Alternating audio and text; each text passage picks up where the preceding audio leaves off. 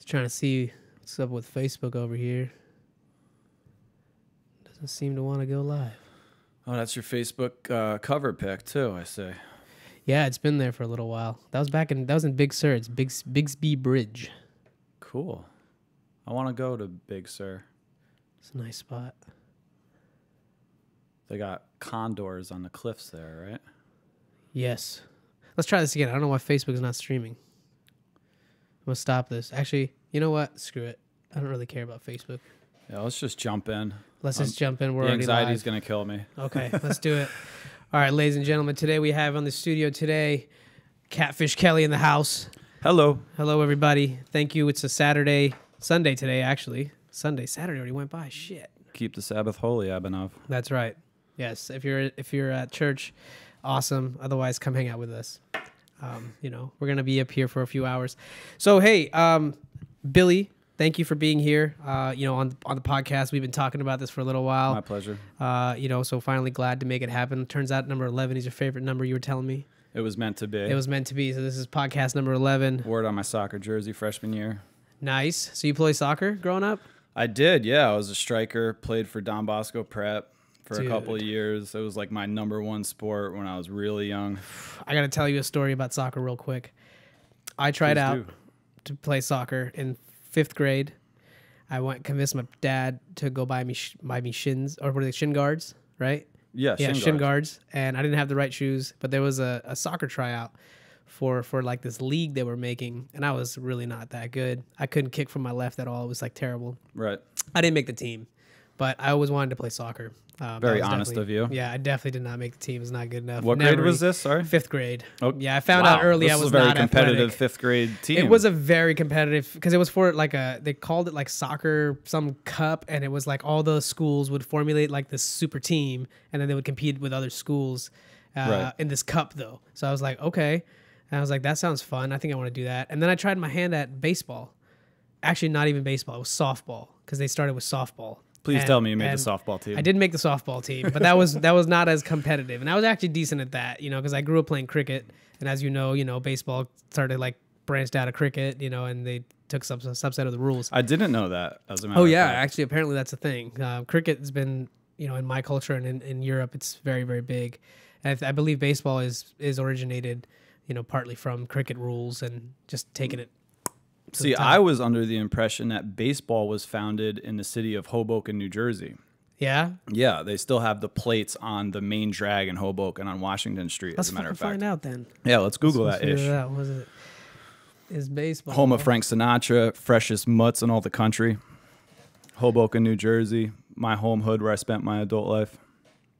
No, it says baseball derived from cricket. But this is Cura. But this is Cura. No, but this is Cura, so I don't know if that's right. Okay, there's little evidence that baseball derives from rounders. After this, can we please Google if there was some kind of start to baseball in Hoboken, New Jersey? I think that's true. Where did baseball start? Maybe after it came from cricket. Cooperstown, New York. That's where the Hall of Fame is. Okay, now 1839. Damn, it's an old game. It's an old game. So while the exact origins of baseball are unknown, most historians agree that it's based on the English game of rounders. Which is cricket? I think rounders. Is rounders same as cricket? We're going to get to the bottom of this damn thing. I have a feeling when me and you do a podcast, there's going to be a lot of Googling. We're both very curious. And that's what it is. We're going to learn something today, Amen. So it says, difference between cricket and rounders. Cricket is British, blah, blah, blah, and rounders is chiefly. But that's the same thing. It's the same thing. I don't Chiefly period British. Whatever the hell that means. Okay. Does that mean mainly British? Yes. Okay. I think we're just gonna have to settle that one later. Well, yeah. Let's just. That's crazy. But let anyway. that one ride. Yeah. So baseball was definitely or softball. Like I played. I remember my team was called Ice Monkeys. It's a pretty good name. Awesome name. Pretty good name. I think I had some contribution to that. Yeah. Always been some sort of an outspoken person. Hence why we have a show. Yeah. It got me in trouble a lot of times in school, but not in school no more.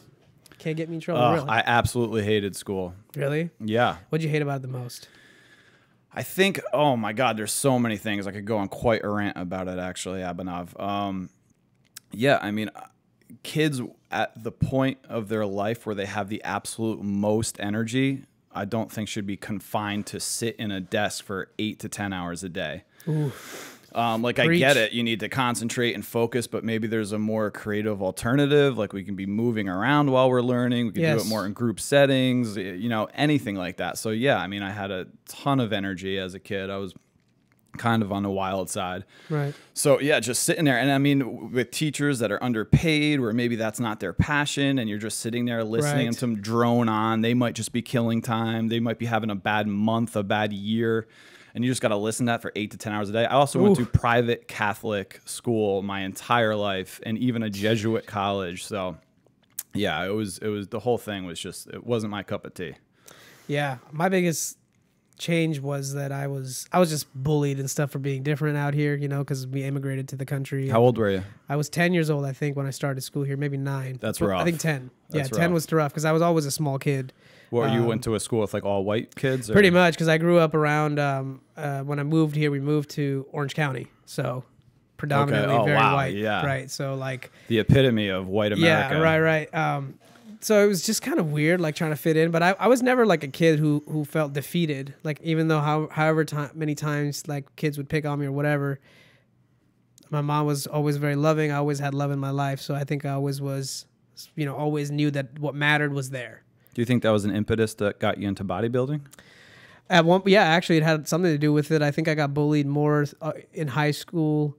I think at some point, like I got into some fights and stuff like that, and I'm sure subconsciously that had something to do with it. But actually, the real big very reason, open of you. Yeah, well, I mean, everything's out. Yeah, everything's out. You know, I was a drummer. I don't know if you can see, got some music stuff here. So I did not know you were a drummer. Like since I was a kid. You play guitar too, or I've learned how to play. I never like formally took any lessons. I want to like trying to get in a ukulele kick. Maybe we can practice together. We should definitely practice together. But anyway, drums. So drumming. My mom was, you know, she used to take me to this music school every summer, like for summer vacation when we were in India. I would go to this guy's house who had this number of instruments and all kinds of creative stuff. He was just an artist. You can learn how to paint there. It was this dude's house. It was just literally transformed into this creative place. You could come and hang out and learn stuff. So my mom would let me go there every summer. Was it like Neverland? I guess so. He wasn't taking advantage of you over there. Yeah, dude. No, he was awesome guy. Awesome guy. Blessed. No, that sounds awesome. Yeah. He was a cool guy. You know, I would just go there and I would feel so good there because I felt so like natural there. I felt, you know, music was always something that I loved. I could always hear beats and recreate them. When I started playing keys, I never learned how to really read notes, but I could hear them and I could recreate them. And so like somehow it just naturally came out of me. Like, so I knew I was kind of maybe more right brain than left brain. My mom's very smart. And she figured out like I was a kinesthetic learner, at an early age. What was that? A kinesthetic learner is like an audio visual learner. So it's like you have to have that. So kind of what you're talking about, sitting still for me is impossible. You know, that's what I found out when I became a programmer. I was like, I hated coding because I couldn't sit there for 8 hours and just like bust out a programming problem. Sure. You know, that was never something that I liked. But things that involve like a little bit of dynamics, you're constantly, you know, switching context with like music, right? Like your whole body's involved, the drumming and all that. So it was always something I think that just, now that this is the first time I'm actually kind of talking about it, but I think that probably had something to do with it. Of how, you know, that transpired. That was an amazing outlet for you. Yeah. You're really lucky that they figured that out. Music was always my savior all throughout school, high school, everything. But in high school, when I got into it and I joined the drum line, some of the drum captain at the time, Scott Frous, shout out, he was actually really good and very talented. So I always looked for people that were good to kind of like model after. You know, mimicry is like one of our biological traits, so we can mimic behavior that will get us or what we need in life. Agreed. So I think I followed that, you know, how good he was. And I was like, I got to get to that level to become a leader, you know? So I was like, I got to get to that level. So I would constantly talk to him about stuff, you know, and what he did to like get better and how he practiced. And he told me the craziest thing. And it's just coming back to me now. Like there's an exercise called flams where you're just doing one high note, one low note. And it's a very difficult thing to do fast. And I asked him, Scott, like, how do you do fast flams? He's like, just go as fast as you possibly can. And I was like, huh. I feel like nobody's ever would tell you that. It's like, why would you limit yourself to like go at a certain pace. It's like you're going to try to go as fast as you can because that will be your natural limit anyway. Right. So why limit yourself? And I was like, that changed everything for me. I think after that, whenever I would drum, I would try to do a rudiment and I would try to do like some switching in there, but I would try to do it as fast as I possibly could. Of course, by making it, still hearable and not like kind of sloppy. Yeah. And that became like my MO. It's like just to try to become, and that was what I was known for as a drummer. I was like, this kid's fast. Like he's so fast. That's awesome. So I became like that fast drummer who could play really fast. But who are some of your drumming idols? I don't know if you would know these people because they're like kind of the core style drumming people, Oh, I'm sure I don't know them, but like so there was Jeff. Do you fuck with Travis Barker at all? Yes, I do. Absolutely. Of course. That's a pretty interesting He's story. Awesome guy. What about Tommy Lee? Tommy Lee is cool. I just saw that movie. What's it called? Dirt on Netflix. I started it. Dope. I couldn't finish it. It looked amazing. Highly I stopped right recommend when Ozzy Osbourne started snorting ants off the That pool. was just nuts. And the pee and all that. Oh, that's just a crazy movie, man. Those guys did not leave any stone unturned. But I used to like Jeff Queen was a guy who's like, I used to really into like military rudimentary stuff because I wanted to be precise. Like that's what I learned about, drumming at that time, that it's very precise. Because when I became drum captain, I realized that the whole marching band is looking for you for time. You're the timekeeper because you are the center snare on the field. That was me, is who the band director is looking for pulse. Like we'll see if I go fast, then he'll have to, and it's just me and him, and we have to stare at each other. We have to make eye contact because one thing I learned was sound on a football field from the front to the back has a delay. So if you're going by what you're hearing, it's going to be already too late. So you have to hear your surrounding members, but you have to watch the director for the time, because if you're hearing for the beat, it's already going to be delayed by the time it gets to you in the back of the field. So it was like a real like wild dance, that we would do with me and the band director and then the ensemble, because I had to keep my drum line in line in the same pace. So we would all like have this pulse internally like that we would all agree on, and you're looking at each other. It was such a fucking cool thing. Super interesting. Marching so you're kind of like amazing. the anchor of the whole show in a way. Yeah, you decide where the beats are gonna go out. It's pretty powerful, and like I definitely have messed up, But that's what the band director's there for. He's the head honcho. He knows what's up. He can fix it. He knows that, this is not his first time doing it. So shout out to Mr. Magana for that. But anyway, man, enough about me. I want to hear more about you. So tell me about a little bit, just for the audience. I know we have a few little things written up there, but FriendAfare. Sure. So you're the founder and CEO of FriendAfare. I am. So I do appreciate you kind of coming and giving me some of your time. I'm sure you're a very busy person. Can you tell me a little bit about what FriendAfare is and what the concept is, where it came from, and why you're doing it? Yeah, well, I'm doing it sheer for the fun of it. Mm-hmm. No other reason, no profit motivation or anything in that regard. Yeah, and it's FriendAfare, AFARE. So it's not like having an affair. It's more just like paying for a friend when you want one. That's dope. As we were talking do you have a about, website? No website, anything like Not that. yet. It's strictly through word of mouth. I'm actually looking for app developers and website developers. Oh, so, good.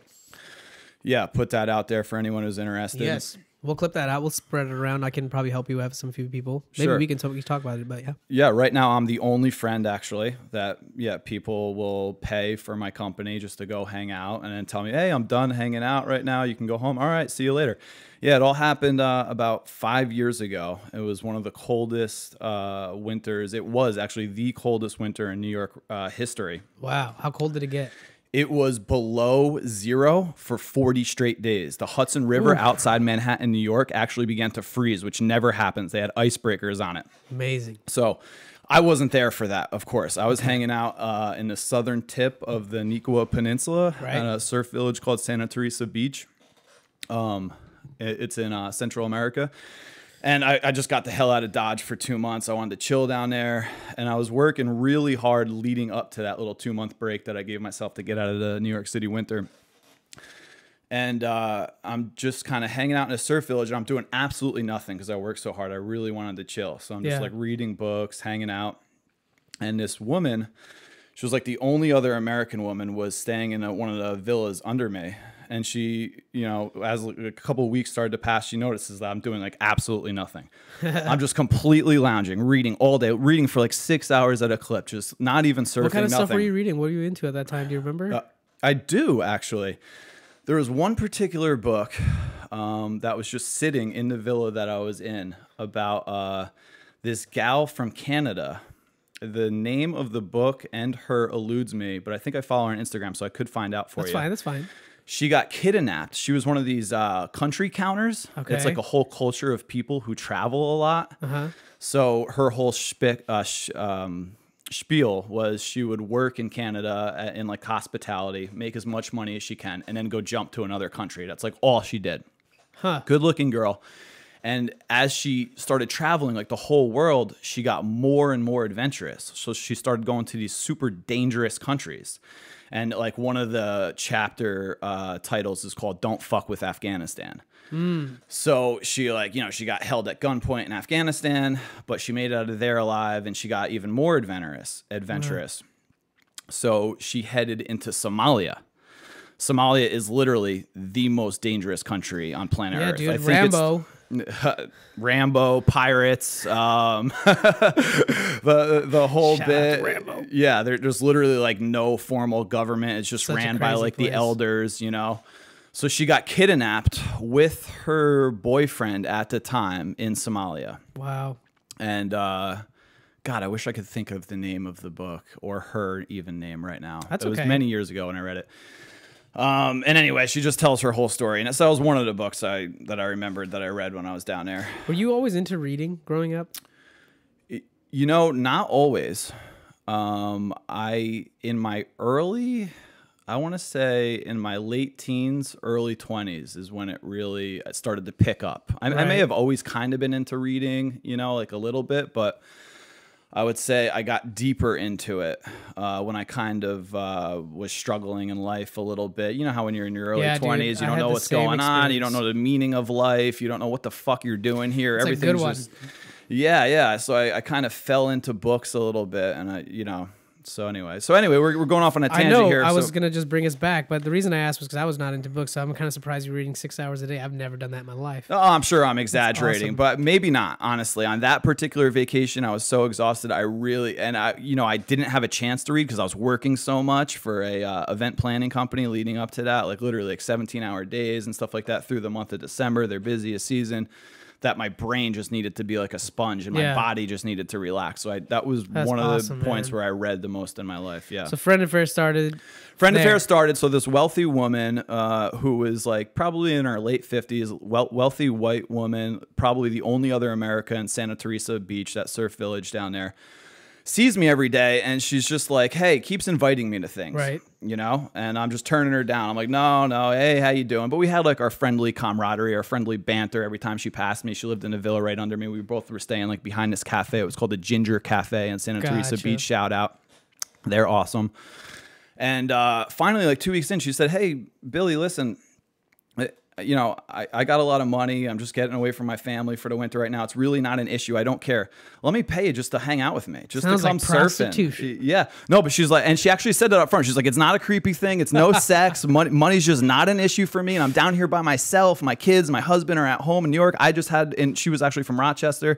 I had to escape the winter. Just come surf and run errands with me. Jump on the back of my quad, because it's all quads and four-wheelers on like this tropical beach. There's a dirt road. There's not like, dude, it was insane. It was the craziest place I've ever been.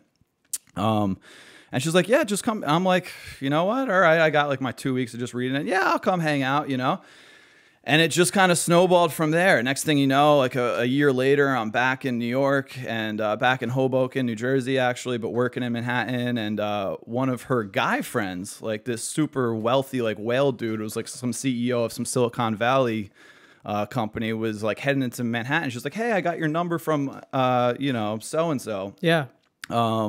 Why don't you just come out to Manhattan with me, show me around, I'm going to go look for Rolexes, just hang out with me, I'm like, sure. So, it started like just becoming apparent to me that people are super busy and people are sick of like just working 9-to-5 jobs. Like, let's say I'm a bartender and I'm in a city and I'm traveling, but I have great ratings. Everyone who's hired me on the app sees that I have 5-star ratings, and there's a catering company who needs a bartender in that particular city. Oh, I want to select Bill. He's available right now. Boom, you come bartender. My rate is $10 a minute, whatever it is, anything like that. I'm a rich woman and I'm flying to Miami and I just want some attractive looking guy to pick me up in his Jeep and kind of take me around Miami for a little bit. And the best part about it is, as soon as I want to part ways with him, boom, I end it on my app. He ends it on his app, and we go our own ways. You know, so I don't know. That's kind of where the whole idea came from. Dude, how much money did you make with that girl hanging out with her? I don't want to say exact numbers, but yeah, I definitely made a few extra $1,000 while I was on vacation, awesome. which was nothing to her. I know, but that's like getting paid to vacation, which is great. It was amazing. It was an eye-opening and enlightening experience. So that was the first one you did? It was. Gotcha. And have you had any chances or opportunities to do any more? Yeah, I've been doing a bunch of them. I did a bunch of them for years after that throughout the Jersey City, Hoboken. So how did you get your word out that this is what I'm doing, that I am a friend that's available for you to hang out with? How did you do this? Strictly word of mouth. All started from that one woman I met in Santa Teresa. So you told her, hey, can you tell your friends? I didn't even do that. No. She just told her friends. All her other rich friends. I'm assuming they were at the very least comfortable. That's so cool. You don't have to be rich to do this. That's going to be the great part about the app when it comes to fruition. How does that work? Because, you know, you could be a company that's looking to hire an entertainer, let's say. So, you know, let's say, I don't know, you're Russell Brand. And, you know, I'm a wealthy company that's having a corporate event and I want to have Russell Brand come to my corporate event. And he happens to be online on FriendAfare right now. And his rate is $10,000 a minute. And we just want to have him come in. Or, you know, let's say I'm a celebrity and I'm in Dubai. And some Sultan Prince wants to hire me just to come hang out at his house for a little bit. I have my rate available. He hires me on the app. Boom, we come hang out for a little while. It's not a drop in the bucket for him. Right. But I'm kind of doing the opposite of answering your question. But let's just say you're a regular person. You know, you're working in corporate America. You're super stressed out. You're working 6 days a week, 70 hours a week, and you have a day off, and you just want somebody to go walk your dog. You can look on FriendAfare. You can dial into the dog walker section of the app. You can look through all the ratings of those particular dog walkers, what people say about them. Do they have, you know, 100 5-star ratings? I'm going to have that friend come walk my dog. And then maybe I'm going to have a cup of coffee with that particular person, him or her, so while they're hanging out. If I can say this, it seems like it's at the base level, it's like a Craigslist, but you're getting the advent of having a friend, somebody you could potentially hang out with. So maybe there's an additional level of screening that's going on to the people that are joining the app versus like a random dude off of Craigslist. Oh, 100%. I mean, when you sign up to be an Uber driver, yeah, you have to pass a background check. A lot of nice people from Ubers that I've taken. I've taken quite a bit. So Uber was one of the greatest innovations of my existence so far on planet Earth. I was living in the city, in the epitome of the city of one of the worlds, in Jersey City, the greater New York metropolitan, when you used to have to call a cab company to go somewhere. Yeah. They wouldn't show up. They would rape you in pricing. God forbid it was raining out. You might never get a cab. It was just an awful system that was in place. They would treat you like shit when you got into the cab. Now, you get to see the car coming. You know, there's no mystery. You know, you can completely plan anything you want. Yeah. And I can't stand how shit on Uber gets. Like, of course, bad things happen. There's millions of people taking rides every hour of every day. You know, like, but it's way, way, way better than the old system that we had. Isn't it kind of silly when people are actually complaining?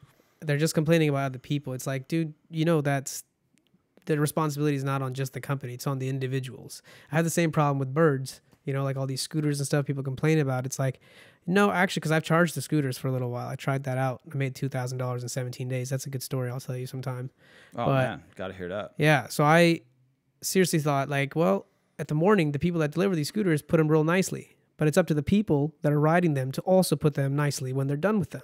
Right. So the responsibility lies both ways. And that's true for so many other things in life, right? Like, people talk about, oh, this company's so bad and all that. They still have people working for them. You know what I mean? Like, are you really that different from all the other people around you? Or are you just complaining? You know, it's just a little bit of introspection there. The bird controversy, I'm glad you brought that up. I mean, I feel like we could go on that for a while, especially both living here in Pacific Beach. Yeah, I'm an outdoors guy. Out here. I love the boardwalk. I live on the boardwalk. Now we have 12 other scooter companies and like bikes and shit. So many of them. I don't want to be a hater. You know, every topic is nuanced to a certain extent. It has its good and its bad. Well said. I know I've used the birds before, and they've gotten me home quicker, and they've got me home cheaper than Uber, and they've got me home in a more fun style than Uber. For sure, it's fun. But with that said, I will also say some of the negative points there's maybe too many now. Like now when I'm cutting a turn into one of the beach courts, you know, and I'm coming off the boardwalk and I got some decent speed on my skateboard, and I used to not have to worry about cutting that turn. Now I cut the turn and there's 4 bird scooters in the way. I never thought about that. And it's like, oh, that's bullshit. You know, that's messing up my whole thing here. And then when you like move them or like whatever, one falls over and they make that beeping sound. Come on, man. We live in a city. We have enough noise pollution everywhere. Don't forget those meatheads on their Harley motorcycles that blast all the car alarms go off. We got to hear that for one. And that's a pretty good Harley impression. That was an amazing Harley impression, Abhinav.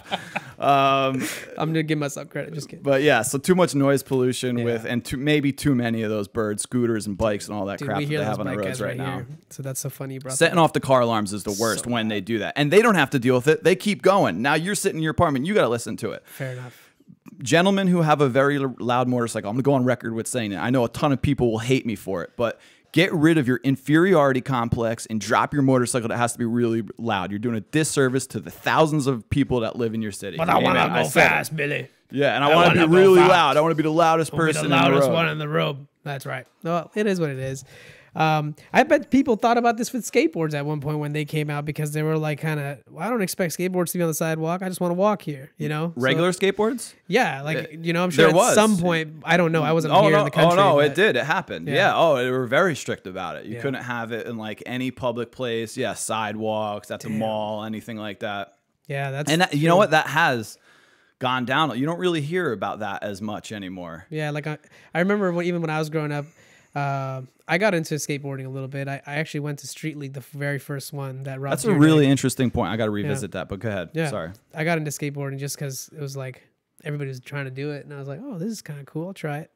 Rob Deerdeck, he started Street League. I totally forgot where I was taking it, but I remember Rob Deerdeck. He's the dude from Big and Rob. Big and Rob and Big. I used to watch that show, Big. man. Yeah. Oh, that dude is so charismatic. He is the man. I love that guy. He is a legend. He's so hardworking.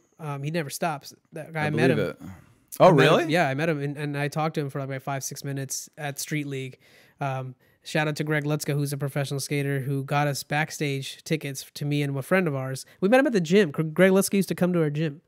Like late at night every once in a while after he's been out drinking and he wants to, you know, chill in the sauna. And after I used to work out, I would always go in the steam room in the sauna.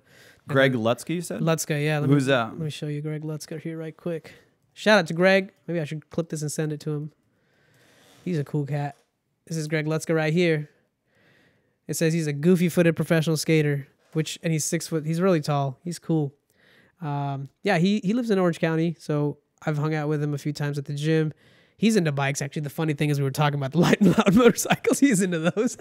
Yeah? Oh, how funny. I hate you, Greg Lutzka. Yeah. No, just kidding. I still love you, man. Greg's cool. I just actually was trying to get him on the show at some point. I'm sure he's busy, but I'll make the ask. This will be the initiation. But Greg took us to Street League, man, and I met Rob Deerdeck. That guy was...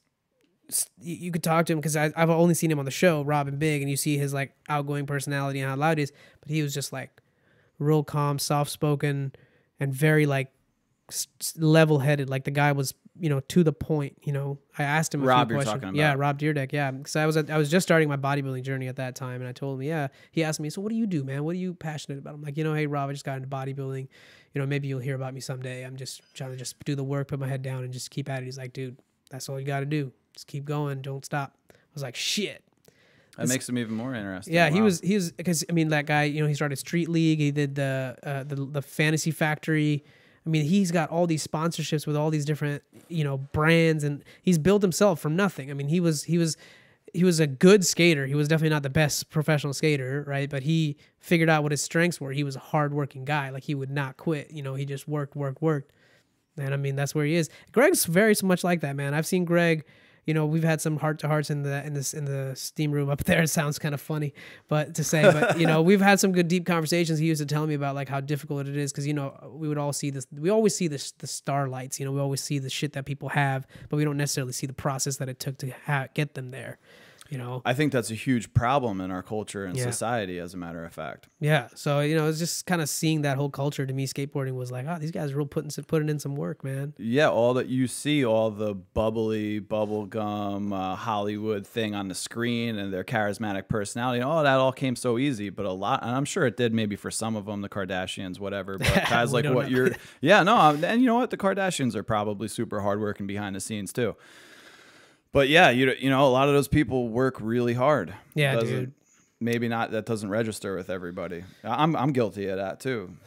I mean, I've been more of a balance at this point. You know, in my life, I've tried to figure out that what is it that's valuable to me at this point in my life that I want to pursue. And to me, right now, more balanced is good. Like I've pushed myself to the red when I tried bodybuilding as like a real passion because I genuinely thought, let's see what happens when you push yourself to the red and be super optimized and planned with your day, very methodical. Like everything is a checklist, waking up at the same time, going to bed at the same time. Every meal is at the same hour of the day. Every single workout is planned. Everything is written down in a journal, every set, every rep, every mood that I felt I would journal, you know, how I felt that day. So I was trying to like optimize myself. There's a lot of self-awareness going on there.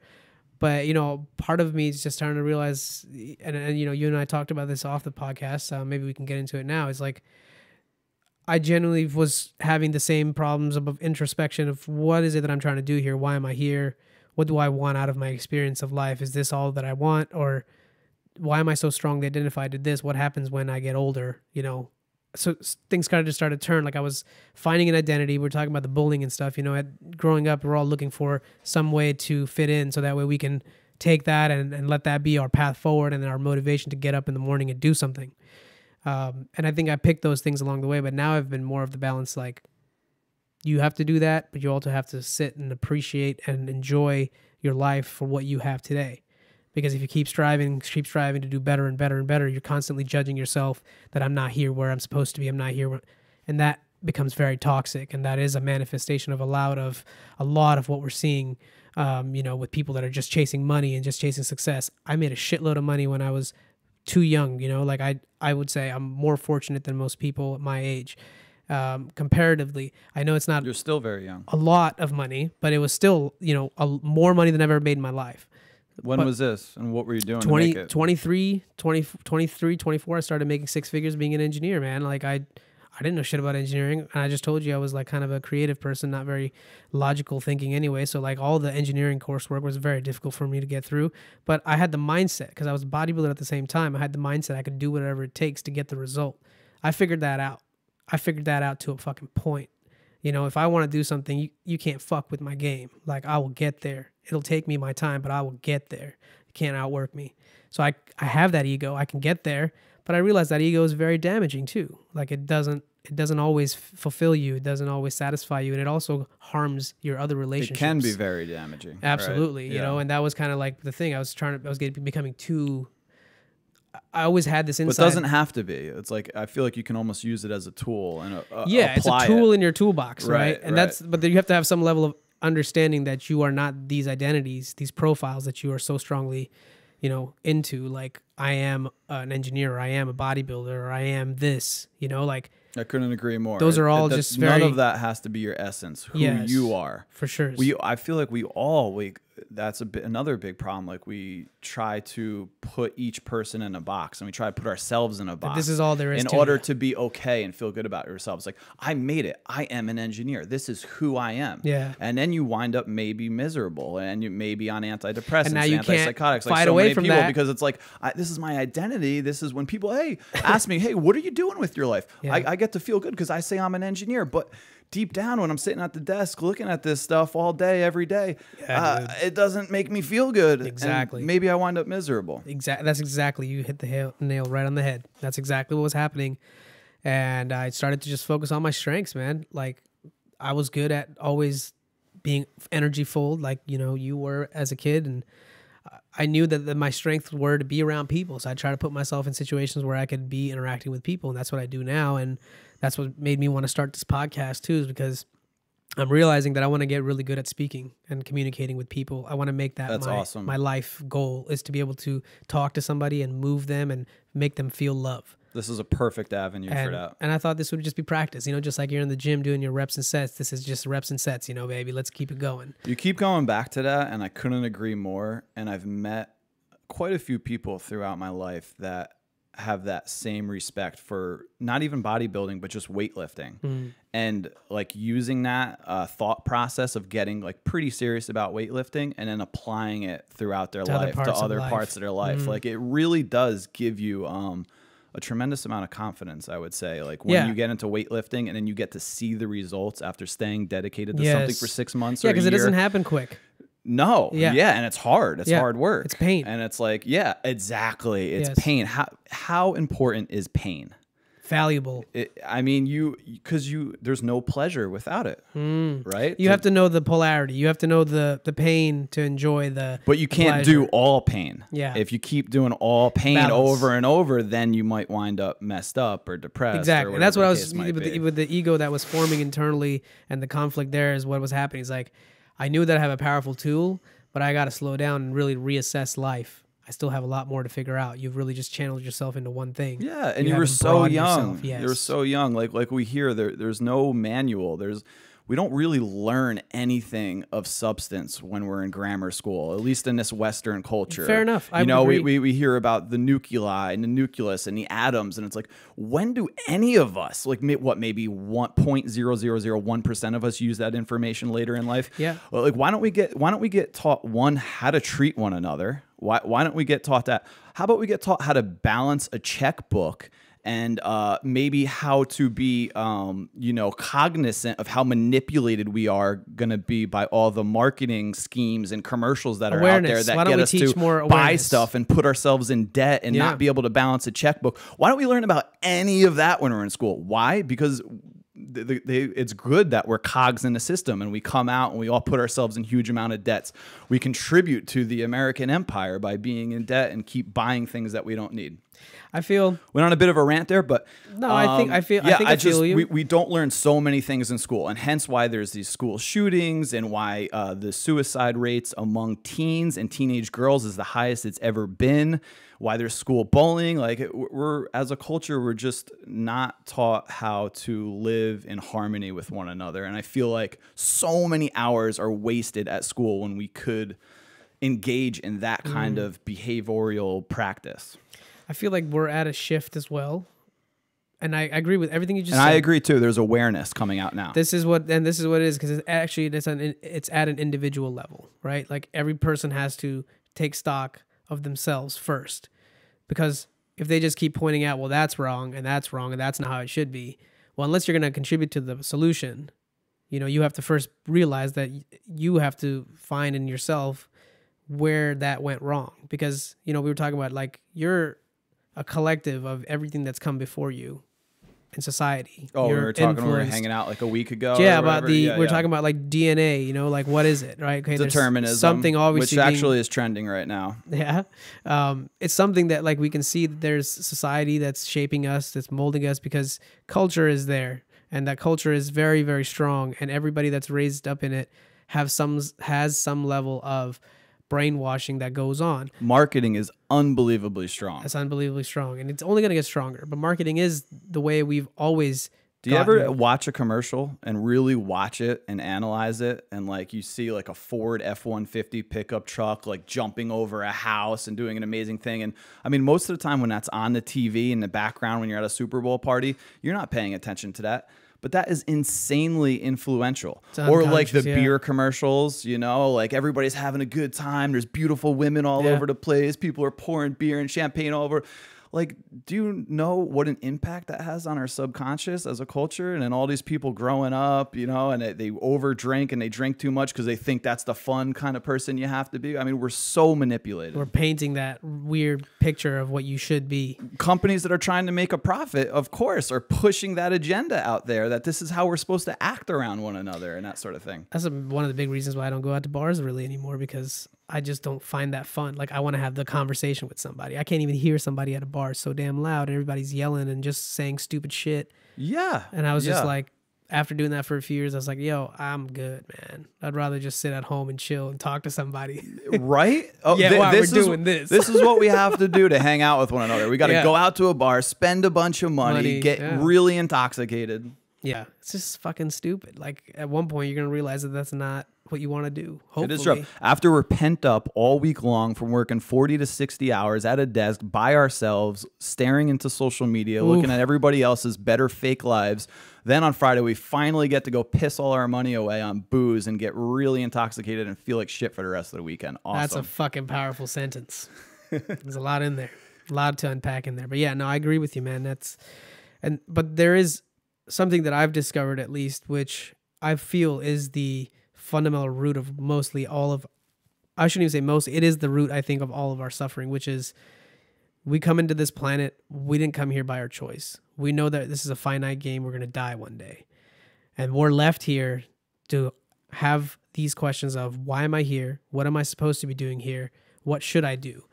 So those loops, the problem is nobody fundamentally knows objectively what you're supposed to be doing here and why you're here. Not one ape on this planet knows. Nothing that exists on this planet knows that. And that is the game. And essentially that's the game. So you have to paint yourself a story. I have a mother, I have a father, I have X and Y. And that's the story, the narrative that you build on. And that's what you keep doing to compel yourself until the day comes when you die. I love it. And that is the fundamental part of our suffering, is that whenever we're kind of in anxiety mode or we're stressing out about something, the real problem, like even if you're having anxiety at work, the real problem is if you go back to those fundamental questions, is what am I supposed to be doing here? Why am I doing this? Should I be doing this? Like, those are, because there's no answers to those. There's no objective answers to any of those. That's the reason we're suffering. And then the only thing that counteracts that is love. And what I mean by that is, not to just sound like a hippie, what I mean by that is love. When you love what's happening in front of you in terms of what you are doing, and you have a compelling story about why you're doing it, then naturally you'll be in a flow state. You'll be more loving towards that activity that you're doing. You'll be a loving mother because you've accepted your responsibility. You'll be a loving employee because you accept that this company is only surviving if you keep working hard too. Like, there is a give and take. There is a reciprocal relationship. You're saying add meaning to your suffering. Exactly. To offset that suffering, we have to add meaning. And then the loop is, or the trick, I think, is you have to constantly readjust and recalibrate these things that you find meaningful, because you can't be so hard fast on, this is the only thing I'm going to do. This is what I was noticing when I was becoming tunnel vision about a goal.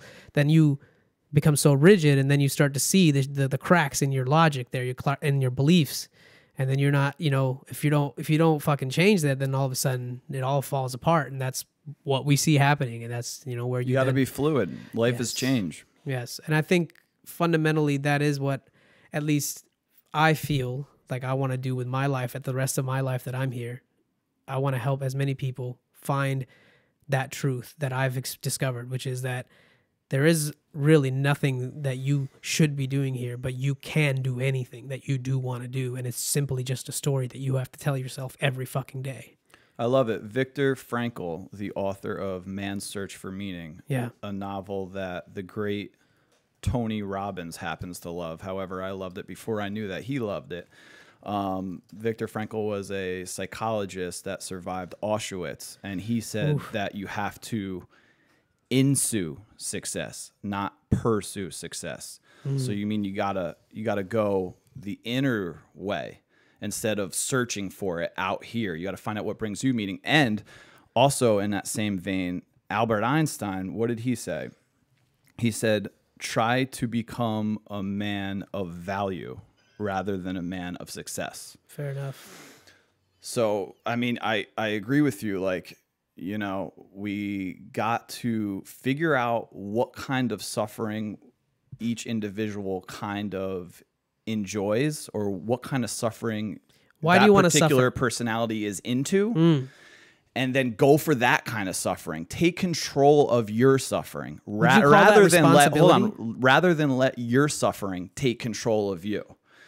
You know what I mean? What would you call that responsibility?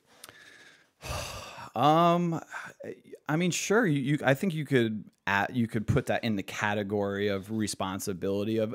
I mean, no. I mean, it's just. I think it's one ingredient to trying to become a well-rounded, healthy, happy human being. So why wouldn't that be responsibility? No, it is. I would say, but it just doesn't correlate perfectly, I would say. Yeah. Well, sure. We all have a responsibility to try to be as awake and as alive and as healthy and as happy as we possibly can. But maybe not everybody knows how to do that. And not everyone knows how to do it at certain points in their life. Fair enough. I'm sure, like you said, life is nothing but change. I'm going to hit another point in my life where I'm not feeling so good on my soapbox here telling everybody how to go out and get it and add meaning to their life. And I'm just going to be like, oh, that was all bullshit. I'm miserable right now. What do I do now? And like you said, we're going to have to figure it out. Yeah. So it's a constant dialogue you have to have. It's a constant value you have to keep, or what do you call it? You have to constantly aim at something that's valuable enough for you to then suffer in this moment and then get over it and pursue forward, Yeah. Because you know what too? A lot of our manifestations, like that old saying, be careful what you wish for, you might get it. We have a fantasy in our head of what's going to bring us happiness. And it's something down the road. True, very true. It's always something down the road. Right. It's, when I finish law school and I become a lawyer, that's when life is going to get good. So many of us go through that. And it's like, I don't know. It's a tricky line to walk, Because some of it is needed to get up in the morning and do your shit, but then the right balance is needed. So you can also dial it back and appreciate, and which is what I was, I think, 100%, trying to say. Yeah, be careful while you're going towards it. Like you had that very introspective time in your life where you were saying you even journaled your moods. I was writing everything down. That is so important. I feel like getting a deep understanding of yourself. So if your manifestation is leading you in the wrong direction, you're going to be able to feel that, and it's like an intuition. You're going to say something's not right here. Maybe let me adjust a little bit and go on the path a little bit more this way. Exactly. I think while still working hard and still suffering, and still having that pain and that necessary pain in your life. Accept it. You have to voluntarily accept that this is the game that we're playing. I think the more we resist, and this is what I just said about like that fact that we don't know what we're supposed to do. You have to voluntarily accept that unknown. The more we keep resisting that, it's just chaotic because now you're rigid again. Yeah, well, hold on. Just enlighten me a little bit with that previous statement about like the unknown. So you have to voluntarily accept that you don't know what's going to happen.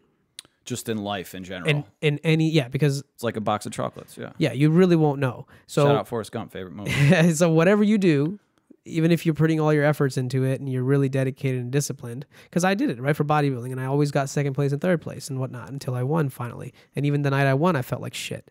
I wasn't happy about it.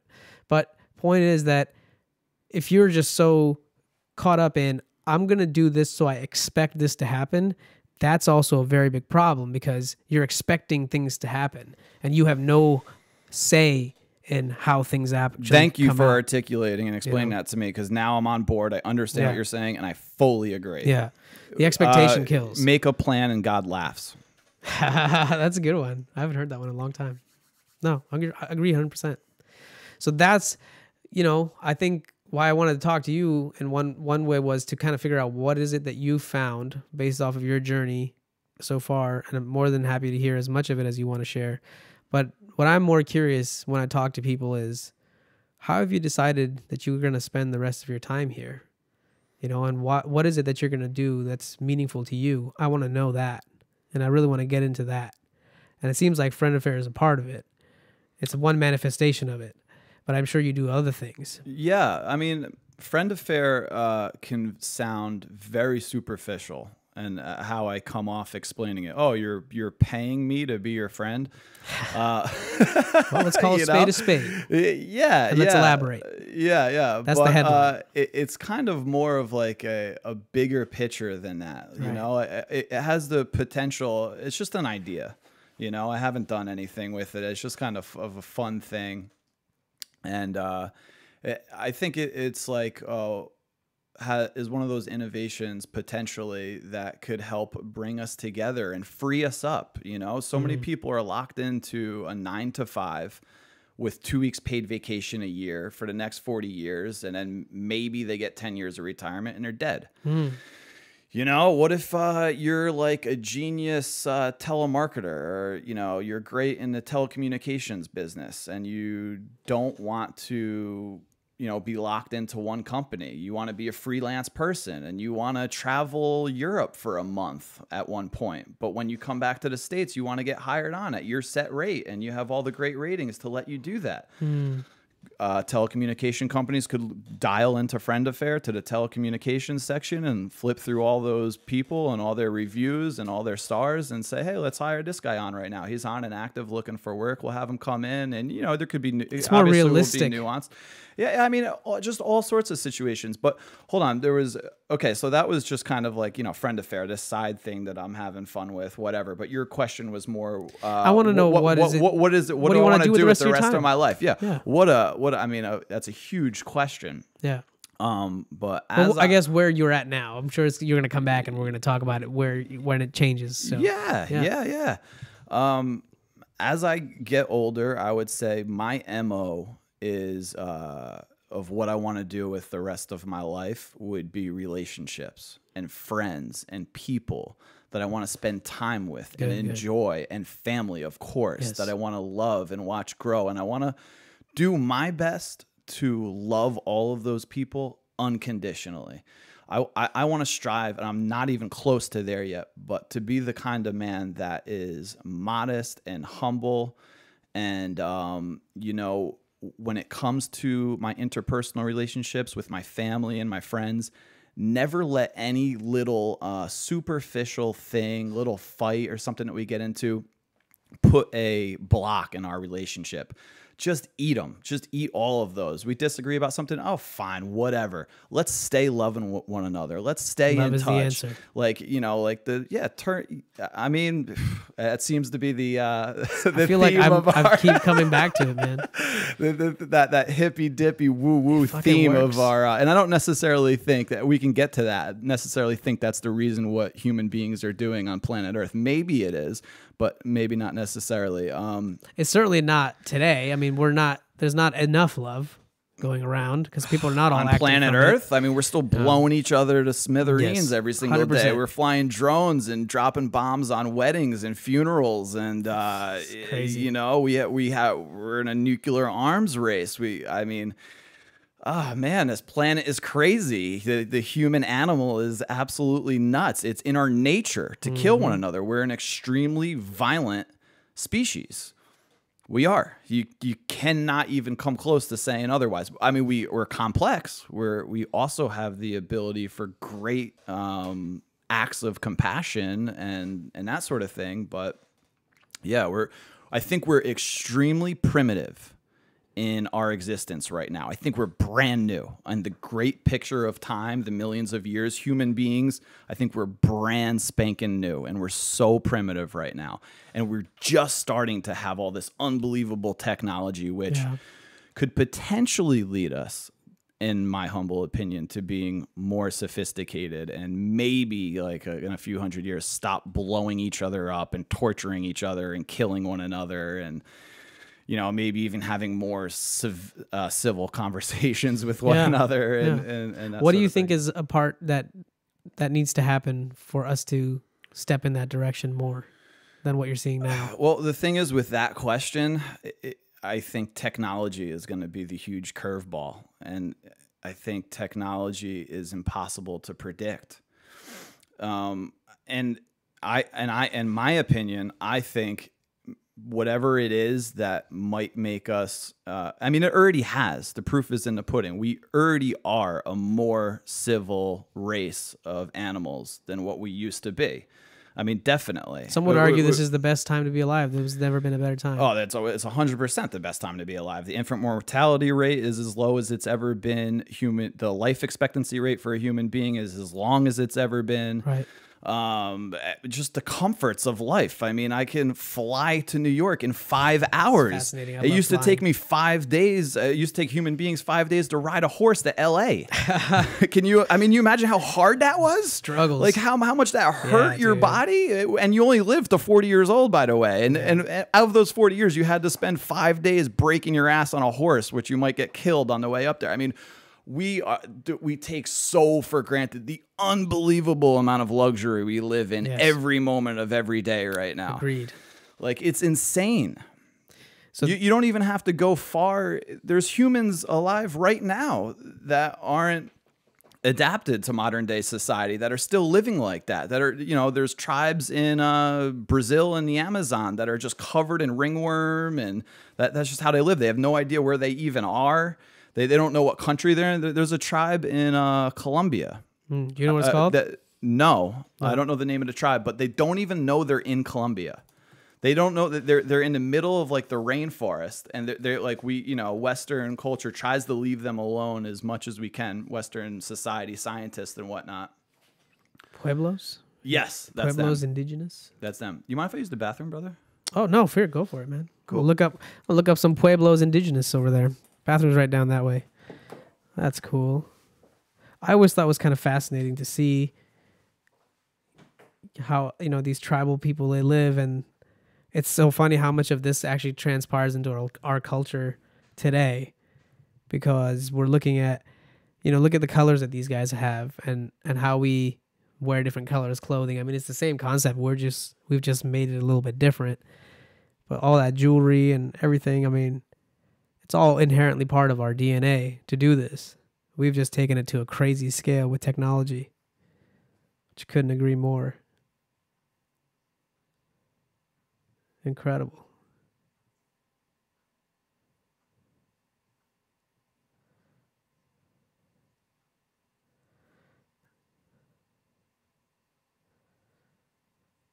Very cool. So we're just hanging out here, ladies and gentlemen, if you're watching live, which I don't think many of you are watching this live. Just having a good conversation here with my friend Billy, who is also the CEO of a company called FriendAfare, where you can get a friend and let them be your affair for the day, but not in a sexual way. It's having a friend who you can hang out with, somebody local, perhaps a place that you visit, who can hang out with you, show you around, and be your companion for the day. Really cool concept. But obviously the conversation is going in a lot of different ways. It's been really fun so far. How was that? Was that good? That was awesome. I always like to ask people how their bathroom trip was. Yeah. It's always fun to pee after you've held it for a long time. Were you able to hold the podcast together for that 3 minutes? I don't think this is going to matter. My apologies. The coffee and the water. Nobody will be bothered. I have small bladder syndrome. That's okay. Actually, the funniest thing was when I was a bodybuilder, I was always drinking gallons of water a day, like 2 to 3. I still do. I'm a gallon and a half a day right now. I love water. Water is amazing. It makes me feel absolutely incredible. I remember just fucking holding my pee all the time because I had to, because I'm drinking so much water. I can't feasibly go to the bathroom every 5 seconds. So my bladder capacity, I felt, actually grew. I could hold my pee for a very long time. But I've read some research that that's not a good thing. I need to practice that because I'm completely unscrupulous with taking bathroom breaks. Like I'll go every 2 minutes and interrupt everybody at the dinner table or whatever. Like I need to practice holding my bladder.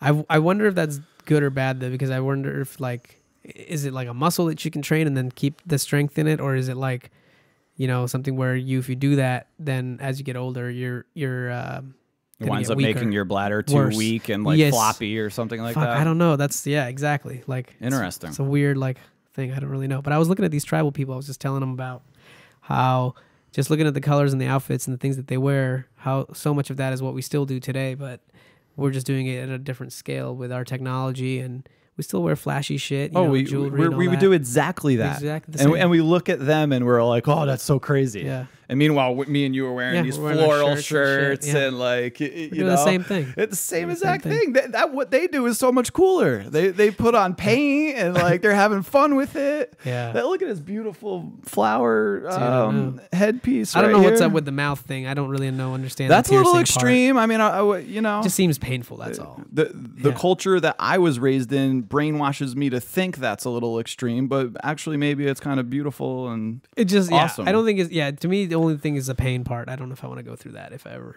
but I don't think I Well, would. I think they do it like little by little. They grow like those type of things. Like one. There's another tribe in Africa where the women keep adding rings to their neck to elongate their neck, and then they literally can't take them off. If they take them off, their head it will break their neck. Dude, like this stuff. Oh yeah. Yeah.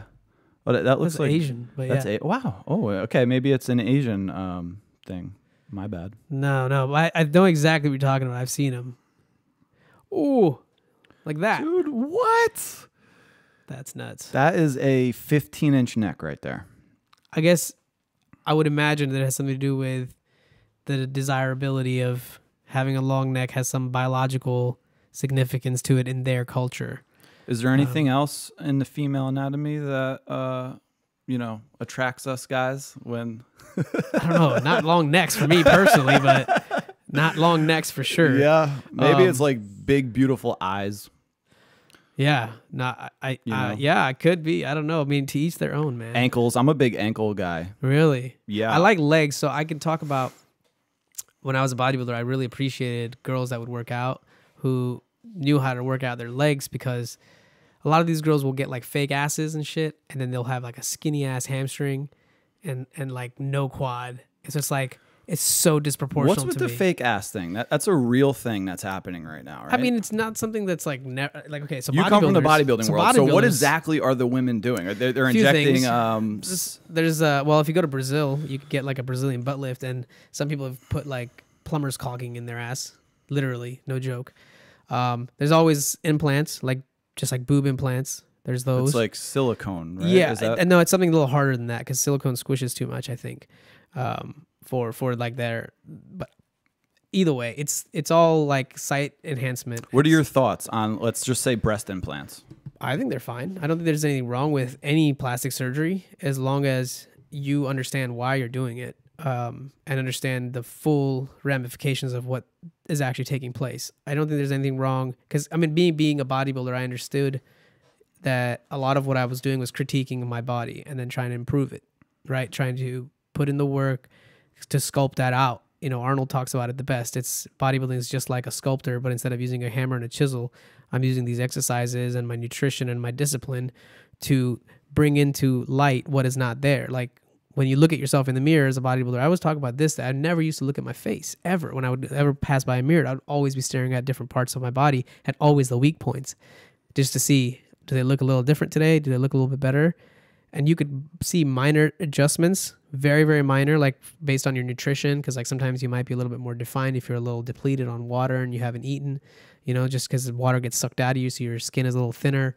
Very minor things. Did you see the Ronnie Coleman documentary on Netflix? Yes. Yeah, where Flex Wheeler tells him to take 2 shots before he won the first Mr. Olympia, and it completely changed his body because he 100%. Hadn't had a sip of alcohol the whole time he was training. And he's like, "Are you sure, Flex? You sure you want me to take these 2 shots?" And it like just completely opened up his body. Yeah, dude. Dude, that documentary was crazy. The shape he's in, like how he looks Coleman, now, it's so sad, dude. Dude, he's a legend. Dude, an absolute legend. Legend. Dude, the character of him, he is such a cool dude. He's amazing. Like he maintains a sense of humor in the state that he's in right now. He's all about, you know, kind of the epitome of being grateful for what you have and not living in the past, because the guy did what he wanted to do. Literally doesn't let you feel bad for him at all. He's been through like 100 surgeries. He's limping around, and after all that, after being so high. Yes. Like, do you know how depressing that would? Most people might kill themselves. Kill themselves. Like, he is laughing, has a family. Like,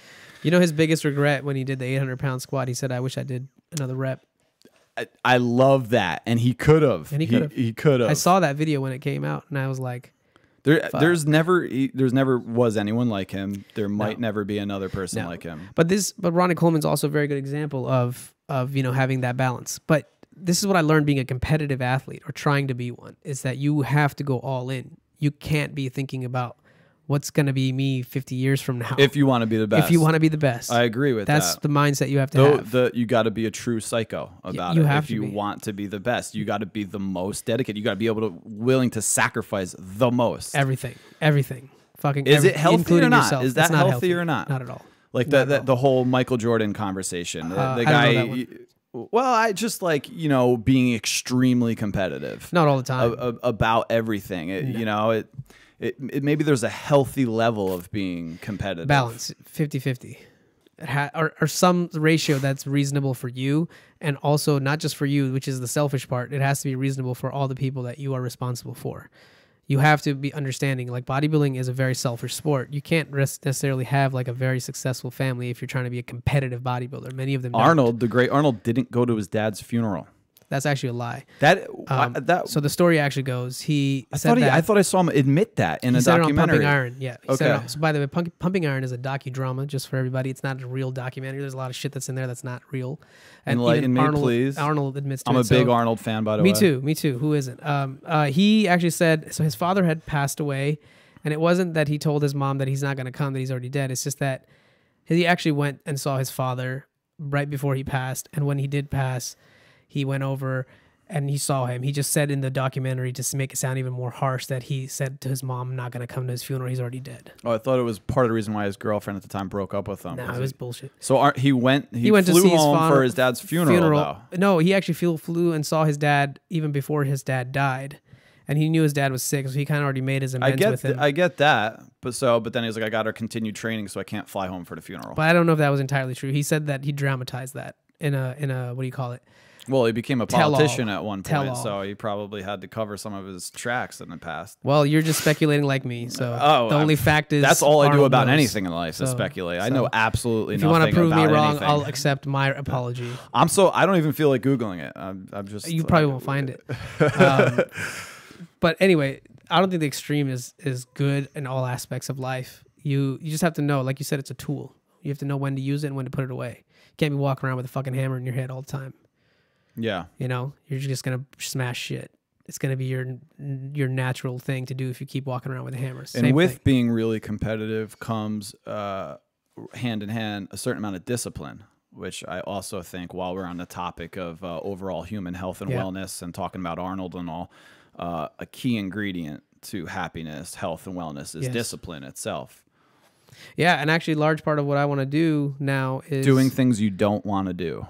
Well, that's true. That's a part of it. Exactly. We always break things down to a small subset where you can do it and you should do it, but we don't do it because it doesn't seem like it's a big enough change to do that. Is a life well lived, Abhinav, in the minutia? Is it in the daily little things that we do, not the big picture thing at the end of the journey, but like I wake up and at the end of the day, I got to prepare my coffee for the next morning. Is it those little things that lead us to success and happiness and well-being by always being on top of those to a certain extent? I think I would regress back to what I said about having a story that you can satisfy. Because you have to have a certain level of awareness that, yes, me making this coffee, it's meaningless.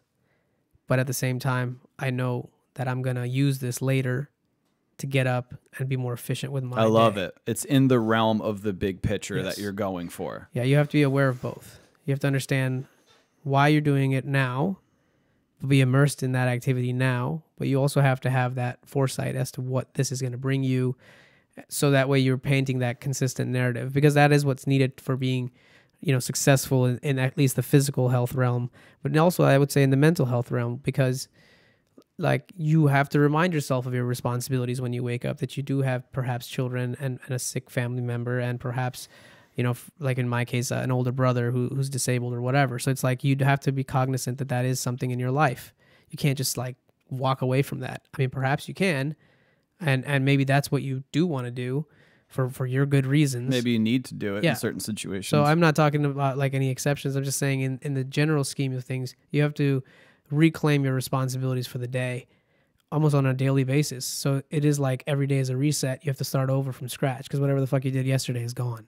And it's come to the human consensus at this point. I believe it's apparent to everyone that it's in the journey. It's not in the destination. Everybody knows that. It's terribly cliche at this point. However, how important is the ingredient of fun? So we're talking about the little things of discipline you got to do in the minutia throughout the day in order to move towards that big picture goal of success, health, happiness, wellness. And I believe it's common, especially in our intense, competitive, hardworking Western culture, 1,000 emails a day, getting ahead, getting a Tesla, getting a bigger house, that we miss having fun as an ingredient to lead us to that health and wellness. That little thing of fun, what we're doing right now, we're having fun. Go jump in the ocean, go boogie boarding, go ride your bike, skateboard to work. Yeah, do this. I mean, and it's almost really looked down upon. I mean, much less so here in Southern California. Yeah. But like where I'm from in New York, and it's obviously getting in New Jersey is actually where I'm from. But as I spent my adult life in Hoboken, across the river from Manhattan, and like that kind of culture, especially no more than 10 years ago.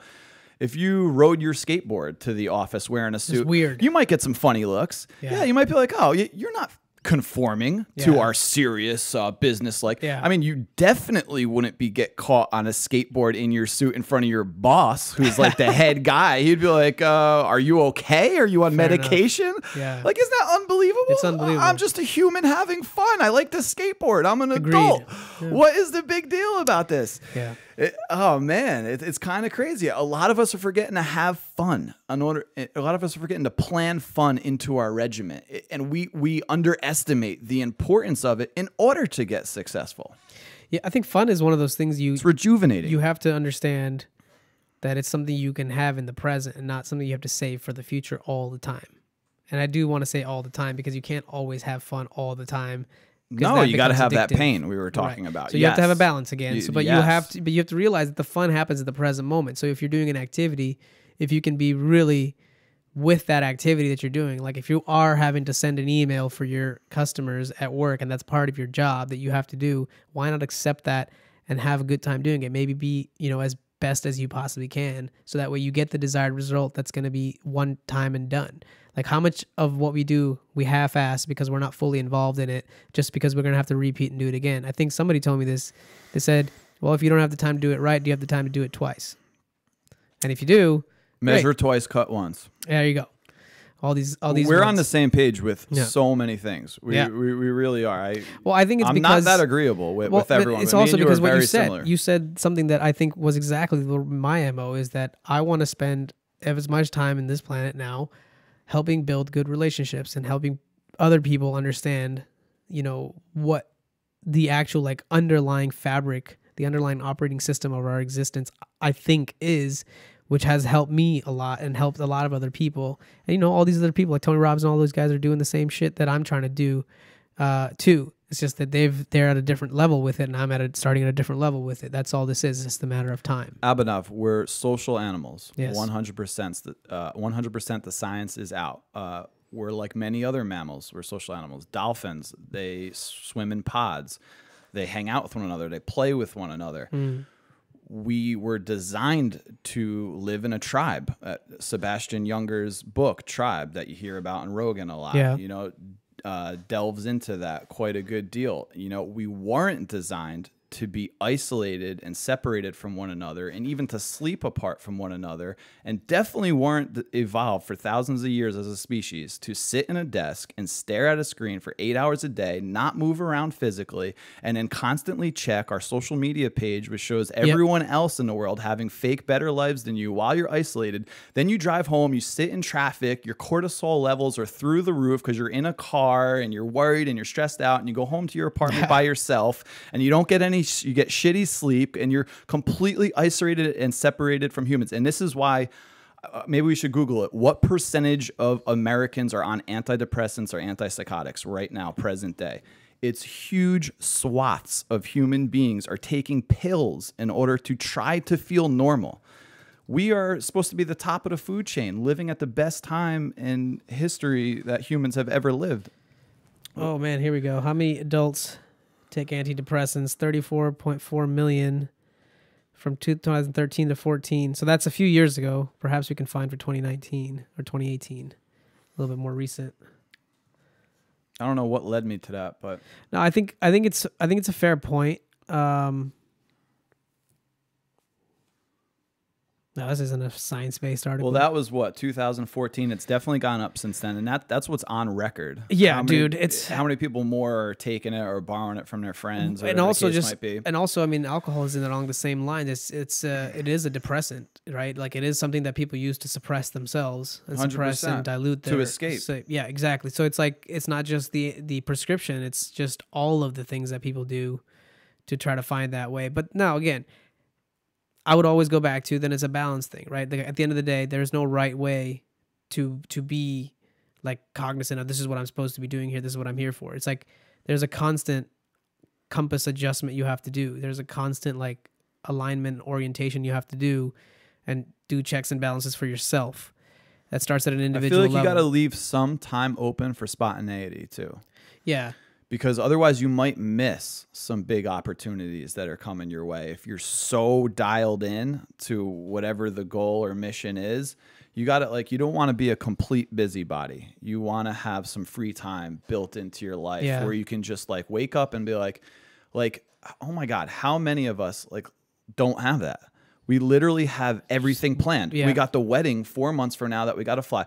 We got, you know, every minute of every day. There is absolutely nothing spontaneous. It's like, I would say that there's a lot what of about things. waking up and having not one plan for one day a week? How many people do nice. that? That'd be fucking useful. 0% of people having an just be like, I'm gonna wake up, have a cup of coffee, and see where the world takes me today.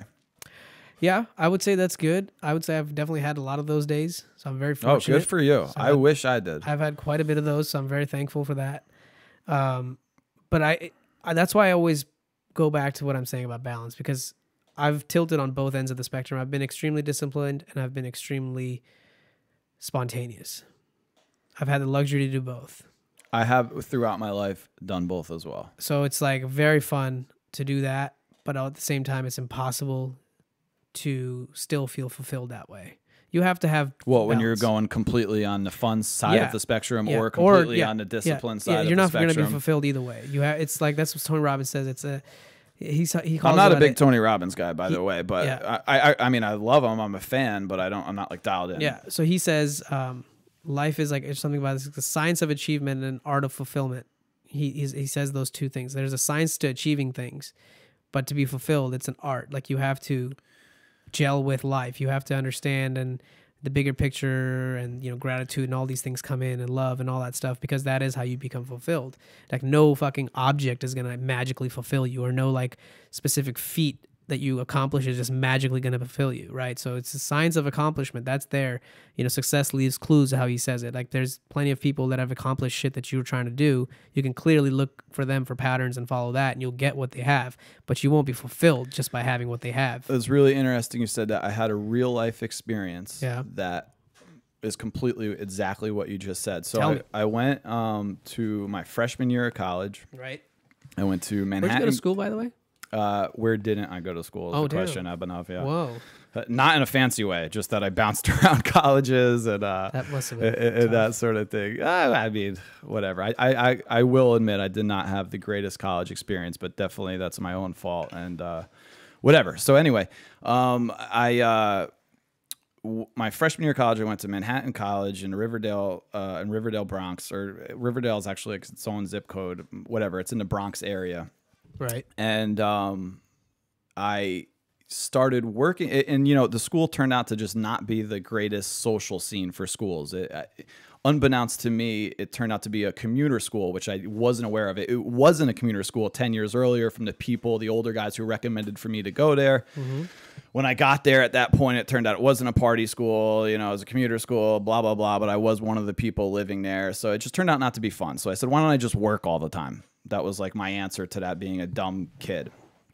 So I started working as a short order cook at this bar in town. And I just made this ridiculous deal with myself that I was going to work 7 days a week as a short order cook in a bar back, this like Irish bar in the Bronx, and save up money to get my dream motorcycle. Hey, you wanted to be one of those guys? Yeah, I wanted to be one of the assholes that I hate right now. Yeah. No judgments by any motorcycle people, by the way. I love you if you love motorcycles. I'm completely just fucking around. Yes. Anyway, So I wanted, a dumb kid. I wanted a motorcycle. My father was 100% anti-motorcycle, and thank God he was. He literally would not let me return home if I got a motorcycle. So the plan diverted, and I said, I'm going to get my big, beautiful car. I'm going to buy a truck. That's what I'm going to save all my money for. And I did it, dude. I worked 7 days a week. I'm not even fucking around. You know, maybe some weeks 6. An insane amount of hours while balancing good grades and a whole bit, and did it the entire year. Didn't socialize, didn't hang out with my, my college counterparts, hung out with old Irish drunks at the bar, while I was working, like whatever, had no college experience whatsoever, just worked in order to make this ridiculous goal that I made for myself, that I was going to make X amount of money in this little time frame so that I could buy myself my dream truck. So I did it. I made the money. I went out. I broke through all the obstacles. No one wanted to help me, and I bought the truck. I got the truck, and I literally remember this conversation. I was talking to one of my friends who was a girl that I grew up with. I was sitting on the couch, and after I bought the truck, I was like, I don't want to say her name, but, let's call her Jane for lack of a better word. Sure. I was like, Jane. Yeah, Mary. Mary Jane. Mary Jane, yeah. I have this empty feeling. I was like, I went, I did it. I bought the truck. I have it. I did all that hard work. And I was like, I have this feeling of like a void in me. And I'm 20 years old. I don't know I know even less than what I know now, if that's possible. And, and I was like, yeah, I was just completely dumbfounded, So that was a huge lesson in life for me. And I even remember talking to some friends that were maybe a little wiser than me at the time. They're like, you're gonna save up all that money just to buy a truck? Like, you don't want to travel or do anything like that. And I had tunnel vision. I was like you when you were bodybuilding. I'm like, hey, get the fuck out of my way if you're gonna divert from my plan of what I'm doing, Yep. And that whole experience, and it was, it fucked with my psychology a little bit, and in a good way. I'm thankful for it now years later, but it taught me a lesson. I could say the same exact story happened when I won my show after struggling to win for. That's so unbelievable, by the way, that you literally won. You got first place. That's really that's cool. funny. When I started, people would tell me stuff like, what was the name of the bodybuilding competition? I won the West Coast Classic. West Coast Classic. So I am Mr. West Coast. Now, is there divisions, like weight divisions within that? I won the overall lightweight overall. And the West Coast Classic is just a straight up bodybuilding competition. Yes, it happens every single year. Cool. And what weight division were you in?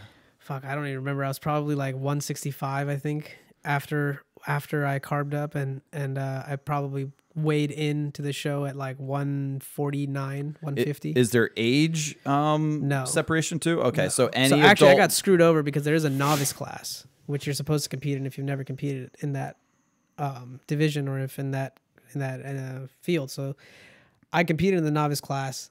I should have won, but they gave it to this other guy who competed in the same novice class the year before, which you technically can't do if you've already been a novice once, because novice means you've never done it before, right? So I actually got second place in a novice class, and I was like, well, that's bullshit because he's already been in this before, so he shouldn't even be here. But at the same time, I couldn't do anything about it, so I had to accept it. But I won the overall lightweight class, which was, doesn't matter, what age, what group, what you are, so it doesn't matter. You're just trying to be around the same weight class. You could be a tall guy, a short guy, it doesn't matter.